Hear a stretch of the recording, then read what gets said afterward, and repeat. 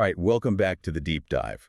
Today we're going to be looking at something pretty difficult, but it's an incredibly important topic. It really is. We're talking about the devastating consequences of elder neglect, and we're drawing our material directly from case studies provided by the firm Bedsore.law. Yeah, and for you, the listener, this is a really stark reminder of why vigilance and, frankly, accountability are so necessary in these situations. Absolutely. So let's jump right in with a core fact. Ugh. We're looking at a wrongful death case in California that resulted in a $600,000 settlement. And this involved a 79-year-old woman with Alzheimer's. So, the most vulnerable of patients. Exactly. So the central issue here is this profound betrayal of trust, right?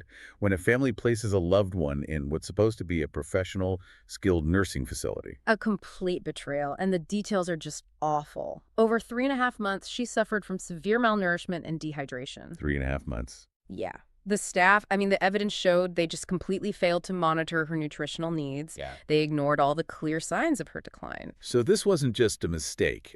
For a patient with Alzheimer's, aren't there specific mandatory protocols for this? Oh, absolutely. High-level protocols. Things like daily calorie tracking, routine weight checks, direct feeding assistance, all of that. So for her to get to that state over that period of time? It suggests one of two things. Either those protocols were completely ignored, just thrown out the window, or, and this is almost worse, the records were falsified to cover up what was happening. Wow. And the damage was? It was irreparable. By the time she was rushed to the emergency room, it was too late. She passed away 4 months later. And the family, as you can imagine, was just devastated. Her daughter shared that they thought her mother was in good hands. Yeah.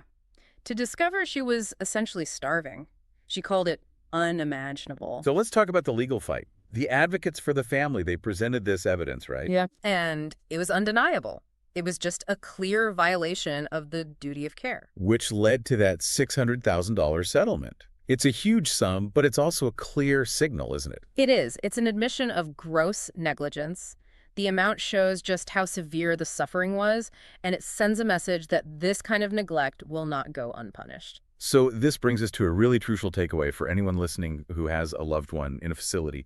What are those warning signs? What should you be looking for? Well, Bedsore.law points to 4 key red flags, and these are often the very things that facilities are required to track. Okay, what's the first one?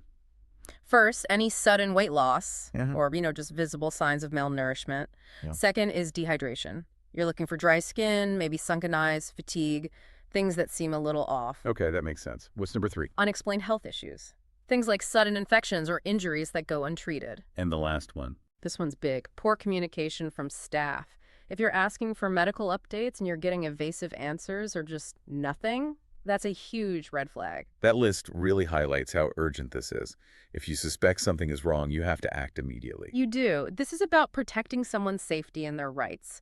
And firms that specialize in this, like Bedsore.law, they focus on these specific areas. Things like bed sores, fall injuries, and wrongful death. Exactly. And they usually offer a free consultation with a no recovery, no fee structure, so there's no barrier to getting answers. So as we wrap up, it leaves you with this one kind of chilling question, doesn't it? It does. Considering that this decline took place over 3.5 months, what kind of institutional failure, what kind of staffing issues or lack of oversight has to be in place for staff to ignore clear, life-threatening conditions for that long? Or to actively cover them up. That's the question about the culture inside these places that I think is worth exploring much further.